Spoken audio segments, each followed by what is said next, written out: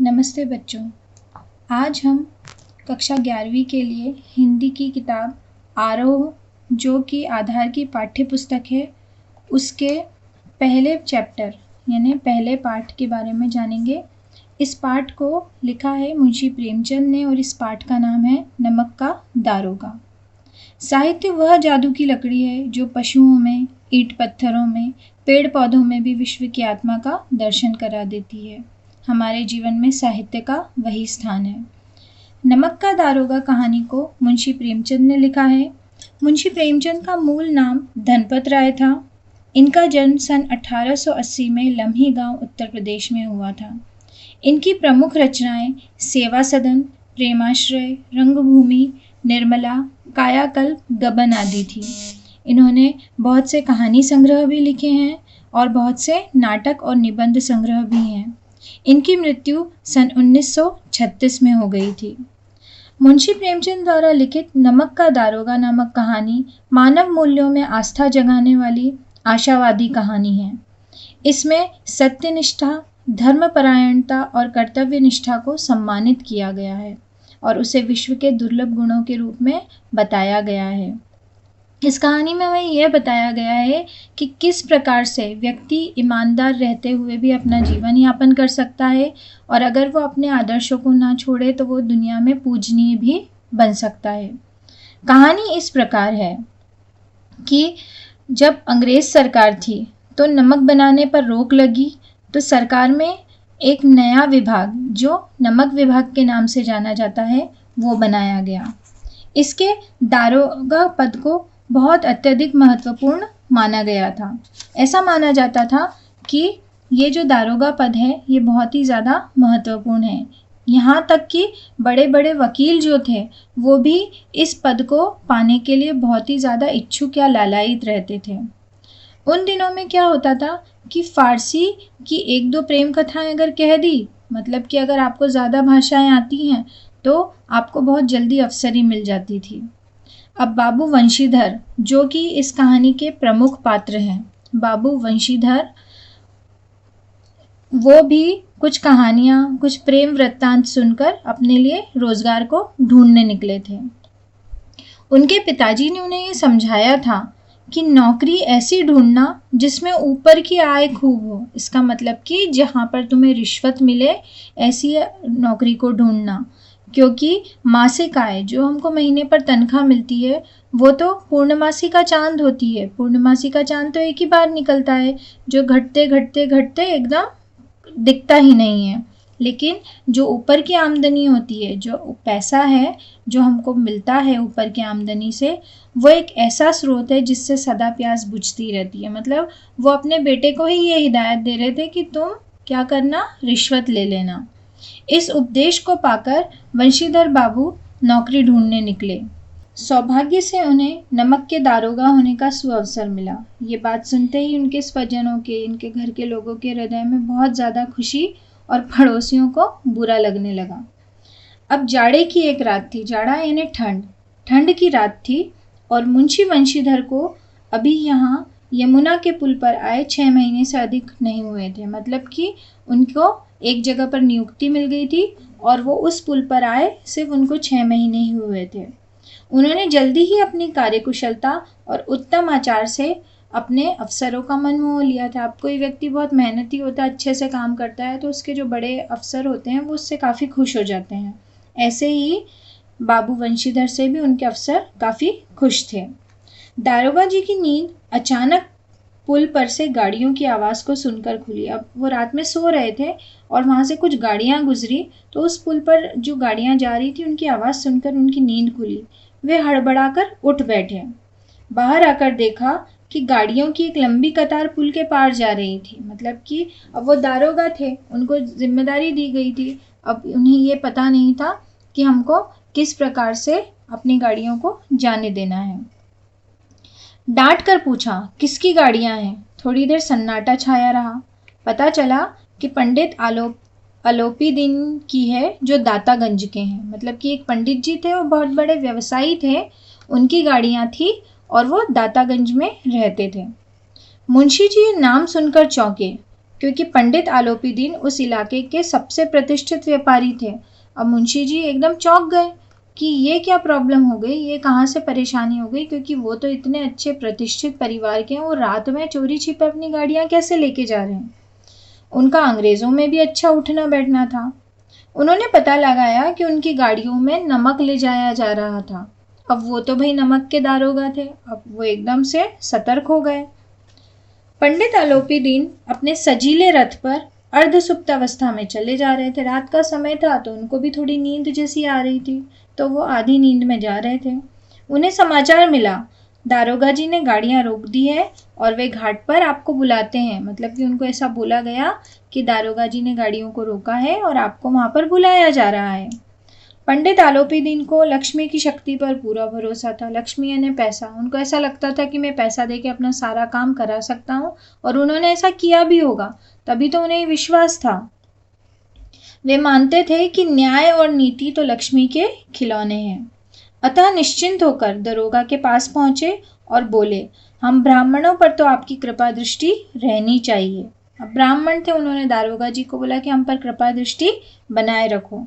वंशीधर ने सरकारी हुक्म की चेतावनी दे दी। उन्होंने कहा कुछ भी हो, आप कोई भी हो, लेकिन सरकारी हुक्म है कि गाड़ियां नहीं जाएंगी, मतलब नहीं जाएंगी। आलोपीदीन ने रिश्वत देने की भी बात कही। वंशीधर पर रिश्वत का जरा भी असर नहीं पड़ा, बल्कि उनके पिताजी ने तो उनको हिदायत दी थी कि ऊपर की आमदनी से तुम अपना घर चला सकते हो, वो एक ऐसा स्रोत है जहाँ पर तुमको लगातार पैसा मिलेगा। लेकिन उन्होंने उनकी बात नहीं सुनी। वंशीधर पर रिश्वत का जरा भी असर न पड़ा। वो कड़क कर बोला, हम उन लोगों में से जो नहीं है जो कौड़ियों पर अपने ईमान को बेचते फिरते हैं। उन्होंने एकदम अपनी ईमानदारी का परिचय दिया और उन्होंने कहा कि हम कौड़ियों पर अपने ईमान को नहीं बेचते हैं, आप इस समय हिरासत में हैं। दारोगा ने बदलू सिंह को सेठ जी को हिरासत में लेने का हुक्म सुनाया, किंतु आलोपीदीन के प्रभाव के कारण वो उनको छू भी नहीं पाया। अब उन्होंने जिस हवलदार को उनको पकड़ने के लिए बोला था, वो उनको छू भी नहीं पाया, टच भी नहीं कर पाया, क्योंकि उनका प्रभाव ही इतना था कि कोई प्रभावशाली व्यक्ति सामने खड़ा है तो हम उसे कैसे कैद में लेंगे। आलोपीदीन एकदम आश्चर्यचकित रह गए। उन्होंने आज तक धन को धर्म के आगे कभी भी हारते नहीं देखा होगा। अब आलोपीदीन तो एकदम से चौकन्ने हो गए, या एकदम से उनको बहुत आश्चर्य भी हुआ कि जो लोग उनकी इतनी बात सुनते थे, अगर उनने किसी को पैसा दे दिया तो सारे लोग उनका काम करते थे, वहीं उनके सामने एक ऐसा व्यक्ति आ गया था कि जो व्यक्ति 1 रुपया भी नहीं ले रहा था और उनको हिरासत में लेने की बात कर रहा था।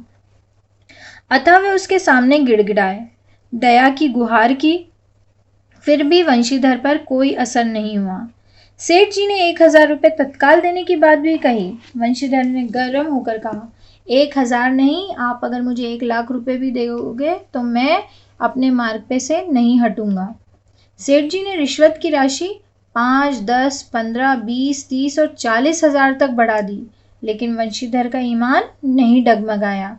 सेठ जी ने बहुत दया याचना की, किंतु उन्होंने फिर भी हिरासत के बाबू वंशीधर ने आदेश दे दिए। उन्होंने कहा कि पैसे से कुछ भी नहीं होता है, मैं तो सिर्फ आपको हिरासत में लेना चाहता हूँ।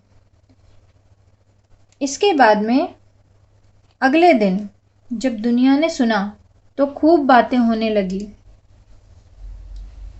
पंडित जी के व्यवहार की निंदा हुई, मतलब कि पंडित जी ने जो व्यवहार किया वो गलत किया, लोगों ने बोलना शुरू कर दिया। बेईमान और भ्रष्टाचारी अफसरों ने भी बहुत टीका टिप्पणी करी। जो लोग बेईमान थे, जिन्होंने रिश्वत ली थी, उन्होंने भी पंडित आलोपीदीन के खिलाफ बोलना शुरू कर दिया। अब गर्दन झुकाए आलोपीदीन अदालत में पहुंचे तो मानो सारा शहर उनको इस हालत में देखने के लिए वहां पर आ गया। अब सबके लिए तो बहुत आश्चर्य की बात थी कि इतना प्रतिष्ठित इंसान और ऐसा गलत काम करते हुए पकड़ा गया, और उसको फिर क्या किया गया, उसको हिरासत में लिया गया और अदालत तक पहुंचा दिया गया। फिर जब वो अदालत में पहुंचे तो हालत बदल गई, क्योंकि यहाँ के सभी कर्मचारी जितने भी थे वो उनके दाम के गुलाम थे। उन्होंने सभी को पैसा देके खरीद रखा था, सभी उनके हाथों बिके हुए थे। फट से हलचल और भागा दौड़ी एकदम शुरू हो गई। बहुत सारे वकीलों की टोली ने मिलकर उन्हें बचाने के बहुत सारे दांवपेच मिला लिए थे। मतलब उन्होंने बहुत कोशिश कर ली, बहुत हाथ पैर मार लिए थे कि हमको इन्हें बचाना ही है। इधर वंशीधर के पास सत्य और स्पष्ट भाषण के सिवा और कोई शस्त्र नहीं था, क्योंकि कोई वंशीधर के साथ में था ही नहीं। सारे के सारे लोग बिके हुए थे, सभी ने रिश्वत ले ली थी, लेकिन वही एक वैसे व्यक्ति थे जो सत्य पर अडिग थे। परिणाम स्वरूप पक्षपात की ओर झुका हुआ न्यायालय सेठ जी के चरणों में झुक गया। मतलब पक्षपात हो गया उनके साथ में, सेठ जी ने सब लोगों को खरीद लिया और न्यायालय उनकी तरफ हो गया। डिप्टी मजिस्ट्रेट साहब ने ये लिख दिया कि पंडित अलोपीदीन बहुत बड़े आदमी हैं, वे थोड़े से लाभ के लिए इतना छोटा काम नहीं कर सकते। मतलब कि उनको बोला गया कि वो ऐसा कर ही नहीं सकते हैं। वंशीधर की नमक हलाली ने उनकी बुद्धि को भ्रष्ट कर दिया है, अतः उन्हें सावधान रहना चाहिए। मतलब कि उन्होंने वंशीधर को ही उल्टा बोल दिया कि अब तुम्हें सावधान रहना चाहिए, तुम गलत बोल रहे हो। ये फैसला सुनकर सारे के सारे वकील बहुत खुश हो गए। अलोपीदीन मुस्कुराते हुए अदालत से बाहर निकले, जबकि अब वंशीधर को समाज ने अपमानित कर दिया। पहले सेठ पंडित अलोपीदीन के खिलाफ बातें हो रही थी, पंडित अलोपीदीन जो थे अब वो साफ स्पष्ट छवि लेकर बाहर आए, तो वंशीधर को सब गलत बोलने लगे। मतलब ये दुनिया ऐसी ही है कि उनको इस चीज़ को तय करने का समय नहीं मिलता है कि कौन सही है या कौन गलत है। इसके पश्चात वंशीधर को जीवन का बहुत ही बुरा अनुभव हुआ कि कोई भी सत्य के लिए समर्पित तैयार होने को तैयार नहीं रहता है। सच बोलने के लिए कोई भी तैयार नहीं होता है। यहाँ पर जितनी भी बड़ी बड़ी उपाधियाँ हैं, जितने भी बड़े बड़े वकील हैं, सब आदर के योग्य नहीं है, कोई सम्मान के लायक नहीं है। एक सप्ताह के बाद वंशीधर को नौकरी से निकाल दिया गया। घर वालों ने जब ये समाचार सुना तो उन्होंने अपना माथा पीट लिया। पिताजी बहुत गुस्सा हुए और उनकी माँ और पत्नी ने भी बहुत नाराज़ी बताई कि तुमने बहुत गलत काम किया है। एक सप्ताह बाद सेठ अलोपीदीन वंशीधर के घर पहुंचे। अब इसके पश्चात वो अपने घर आ गए थे। घर आए, एक सप्ताह अपने घर रहे। उसके बाद में जो सेठ पंडित अलोपीदीन थे, वो उनके घर आए और उनको आया देख के वंशीधर के पिता अब अपने बेटे के बारे में ही, उसकी मूर्खता के बारे में ही बताने लगे और रोने लगे कि इसने बहुत बड़ी गलती करी जो आपके खिलाफ बोला या आपके लिए ऐसा बोला। लेकिन अलोपीदीन तो बिल्कुल स्वभाव से उलट पड़े और एकदम से बोले कि नहीं, आपका बेटा तो बहुत अच्छा है, आपके कुल का तिलक है। ऐसे धर्मपरायण मनुष्य पर तो सर्वस्व अर्पण किया जाता है। तो सब एकदम आश्चर्यचकित हो गए। उन्हें तो ऐसा लगा था कि यहाँ पर आए हैं, कुछ खरी खोटी सुनाएंगे, कुछ बात करेंगे, कुछ सज़ा देंगे, लेकिन उन्होंने कहा नहीं, आपके यहाँ तो बहुत अच्छा बेटा है। उन्होंने वंशीधर से कहा कि पहले मैं हिरासत में गया था लेकिन बच के निकल गया, लेकिन आज मैं खुद आपके सामने गिरफ्तार होने आया हूँ। मैंने इस दुनिया को खरीद कर गुलाम बना लिया है, लेकिन मुझे हराया है तो केवल आपने, आपकी सच्चाई ने। मैं आपके सामने एक विनती लेकर आया हूँ, उन्होंने कहा। पंडित अलोपीदीन उनको एक प्रस्ताव देने आए थे और उन्होंने वंशीधर से कहा कि आप बहुत ही सत्यवादी हो और आप ही की सत्यवादिता ने मुझे आपकी तरफ आकर्षित किया है। सेठ जी के हृदय की विशालता और गुणग्राहता देखकर वंशीधर बाबू पिघल गए। मतलब सेठ जी ने इतने अच्छे तरीके से बात करी और इतने अच्छे तरीके से उन्हें समझाया, तो उन्होंने कहा कि बात करते हैं कि आप क्या प्रस्ताव लेकर आए हैं। सेठ जी ने वंशीधर के सामने प्रस्ताव रखा कि वो उसकी सारी संपत्ति का स्थायी मैनेजर पद स्वीकार कर लें। मतलब उनकी जितनी भी संपत्ति थी उसका उनको वो स्थायी मैनेजर बनाना चाहते थे। उन्होंने उन्हें ऐसा कहा कि मैं आपको 6,000 रुपये वार्षिक वेतन दूंगा और उसके अलावा रोज़ के आपके खर्चे जो हैं, आपकी सवारी के लिए घोड़े, बंगला, नौकर मुफ्त मिलेगा। मतलब तनख्वाह के अलावा आपको सारी सुख सुविधाएं दी जाएंगी। यह प्रस्ताव सुनकर वंशीधर ने हाथ जोड़ लिए, क्योंकि उनकी संपत्ति काफ़ी सारी थी और उसका मैनेजर बनना और उसकी देखरेख करना एक बहुत ही जिम्मेदारी का काम था। तो उन्होंने हाथ जोड़ लिए और उन्होंने कहा, मुझ में न विद्या है न बुद्धि, न वह अनुभव है जो इन त्रुटियों की पूर्ति कर देगा। मतलब जहाँ जो गलती हो रही है उसको मैं कैसे देखूंगा और किस तरीके से उसको सुधारूंगा, तो मुझ में इतना सामर्थ्य नहीं है, मैं इतना काबिल नहीं हूँ। ऐसे महान काम के लिए तो आपको बहुत ही अनुभवी मनुष्य की ज़रूरत है। उन्होंने ऐसा कहा। तो पंडित आलोपीदीन ने उनसे कहा कि नहीं, ऐसा कुछ भी नहीं है। उन्होंने कलम निकाली और वंशीधर के हाथों में रख दी। उन्होंने कहा कि मुझे न तो कोई विद्वान व्यक्ति की इच्छा है, न ही उसके अनुभव की, और न ही उसकी कार्यकुशलता की। इन गुणों के महत्व का परिचय खूब पा चुका हूँ। मतलब उन्होंने देखा है कि बहुत ज़्यादा समझदार इंसानों को भी उन्होंने देख लिया होगा, लेकिन उन्होंने बाबू वंशीधर जैसा व्यक्ति कभी नहीं देखा होगा। तो उन्होंने कहा कि मैंने इन सारे के सारे लोगों को देख लिया है। अब सौभाग्य और सुअवसर से मुझे एक बहुत ही कीमती मोती मिला है, जिसके सामने योग्यता और विद्वता की चमक फीकी पड़ गई है। मतलब उनकी सच्चाई और ईमानदारी जो थी, उसको पंडित आलोपीदीन उससे बहुत ही ज़्यादा प्रभावित हो चुके थे। उन्होंने कहा कि परमात्मा से यही प्रार्थना करता हूँ कि आप सदैव वही नदी के किनारे वाले बेमुरव्वत, उद्दंड, कठोर लेकिन धर्मनिष्ठ दरोगा बने रहें। वंशीधर की आंखें एकदम कृतज्ञता से भर आईं। उन्होंने भक्ति भाव से नियुक्ति पत्र पर हस्ताक्षर कर दिए और आलोपीदीन ने बहुत ही खुश होकर उनको अपने गले से लगा लिया।